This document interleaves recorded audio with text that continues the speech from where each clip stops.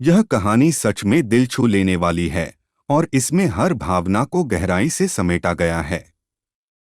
आइए इसे थोड़े अलग अंदाज में पढ़ते हैं, जिससे यह ज्यादा प्रभावी और भावनाओं से भरपूर लगे। बहुत पुराने समय की बात है, जब एक गांव में एक भला आदमी गंगाराम, जिसका दिल इतना बड़ा था, अचानक इस दुनिया से चला गया। जैसे ही उसके परिवार वाले उसकी अर्थी लेकर श्मशान की ओर बढ़े, तभी एक मोटा ताजे सेठ आया और गंगाराम के एक पांव को पकड़ते हुए बोला, अरे मरने वाले, इस गंगाराम से मैं 2 लाख रुपए कर्ज मांगता हूँ।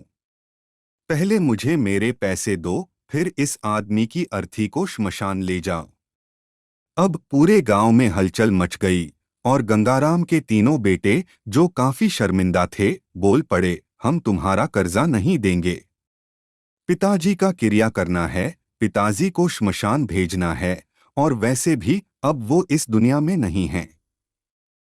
अगर तुम कर्ज लेना चाहते हो तो ले जाओ, मगर हमें कुछ नहीं देंगे।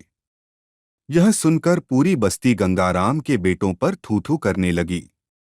अब गंगाराम के भाई भी बोले, अगर क्रिया तक नहीं कर सकते तो हम क्यों किसी का कर्ज चुकाएं। गंगाराम की अर्थी वहीं रुक गई। समय बहुत गुजर गया। तभी यह बात गंगाराम की एकलौती बेटी तक पहुंची। वह भागी भागी पहुंची और जैसे ही उसने देखा कि उसके पिता की अर्थी का एक पांव उस सेठ ने पकड़ रखा है, उसकी आंखों में आंसू थे।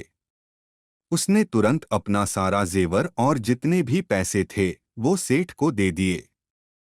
फिर उसने हाथ जोड़ते हुए कहा, सेठ जी, अगर ये पैसे और जेवर भी आपके कर्ज के लिए पर्याप्त नहीं हैं, तो मैं खुद वो कर्ज चुकाऊंगी। मगर मेरे पिताजी की अंतिम यात्रा को अब मत रोकिए। यह सुनकर वह सेठ चुप हो गया। फिर उसने गंगाराम की अर्थी का पांव किसी और को सौंपा और वह सेठ बेटी के पास आया। उसने कहा, बेटी, मुझे माफ कर दो। दरअसल मुझे गंगाराम से 2 लाख रुपए लेने नहीं, बल्कि उन्हें लौटाने थे। 3 साल पहले गंगाराम ने अपनी जमीन बेचकर मुझे 2 लाख रुपए दिए थे और उस पर एक भी रुपया ब्याज नहीं लिया। और आज जब मैं उनके पैसे लौटाने आया तो मुझे पता चला कि उनका देहांत हो चुका है। सेठ ने आगे कहा, मैं उलझन में था कि ये रुपए किसे दूं, तब मुझे यह आइडिया आया कि इन रुपए को उस घर के किसी ऐसे सदस्य को देना चाहिए जो सचमुच उन्हें प्यार करता हो और इज्जत देता हो। और आज तुमने यह साबित कर दिया कि अपनी माँ बाप को एक बेटा नहीं, बल्कि एक बेटी ही सबसे ज्यादा प्यार करती है। फिर उसने 2 लाख रुपए बेटी के हाथों में थमा दिए और कहा, यह रुपए तुम रखो। काश हर घर में तुम जैसी बेटी हो जो अपने पिता की इतनी इज्जत करती हो। यह देखकर गंगाराम के बेटे और भाई का सिर शर्म से झुक गया। सच ही तो है दोस्तों, एक बेटी अपने माता पिता को एक बेटे से कहीं ज्यादा प्यार करती है और उनकी इज्जत भी करती है।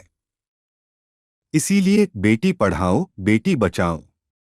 देखा आपने, इस कहानी में भावनाएं कितनी गहरी हैं। हर शब्द में वो प्यार, इज्जत और सम्मान छिपा हुआ है जो एक बेटी अपने माता पिता के लिए रखती है।